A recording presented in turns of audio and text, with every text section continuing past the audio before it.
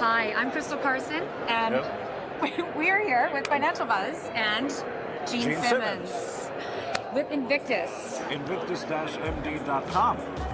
Right. So, Gene, I guess that leads into my first question. Yes. Why cannabis? Why Invictus? What's your goal with this company? I don't have any goal except to say that I have to, as a confessional, say that I was completely wrong, misinformed, arrogant, and dismissive about the entire cannabis industry. I was dismissive like a lot of Americans are. Oh, it's that crazy stuff. Actually, it's not.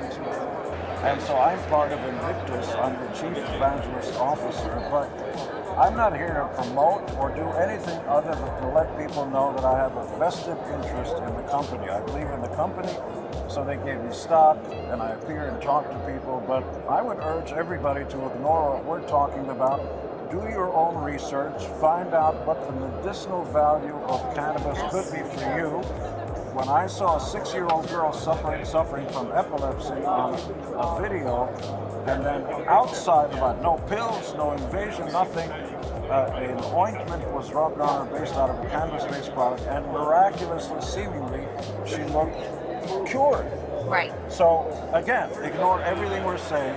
Do your own research. If your child had, God forbid, a terrible disease, and if your prognosis from the doctor was, we recommend cannabis, what would you do? Say, no, I don't want to do that kind of course you would do. So, again, this ain't promotion, this ain't hype, this ain't anything. I urge you to do your own research. Find out what scientists are telling us about cannabis. More specifically, if you're interested more, we're one of a number of very good companies. We are Invictus-MD.com. So, Gene, that is something, I'm Canadian, so we have a lot more awareness and we're being educated on this all the time. It's legalized.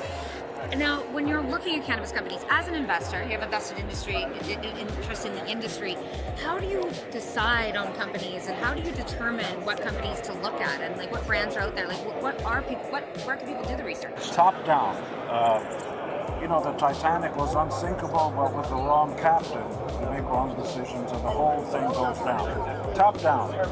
Follow, do the research on who's holding the company, find out if there's any debt, what there is, all that stuff, and then go down. Don't go bottom up. And that's it. Our new CEO is over there. Yes, George. We're going to interview him. Always do what I say. Here's George. Okay. We know each other. Yes. There we go. All right. Hello. So, George, nice to see you. Pleasure to be here. Thanks. So you're the newly appointed CEO of Invictus. I am. And we were just talking to Gene about why he's gotten involved in the cannabis industry. What's your background and what made you want to get involved with Invictus and just come aboard? I'm a longtime international executive from Big Tobacco. Yeah. I spent a lifetime rolling up basically what exists today as the global tobacco industry globally. And a big part of that was to grow responsibly, to build operations in a way where we become the consumer's friend and take the governments along the way in a very responsible fashion. So that's what I hope and we'll be bringing to Invictus going forward. Got it. So what is next for Invictus? Like, what is your big picture strategy? What makes you different than other cannabis companies?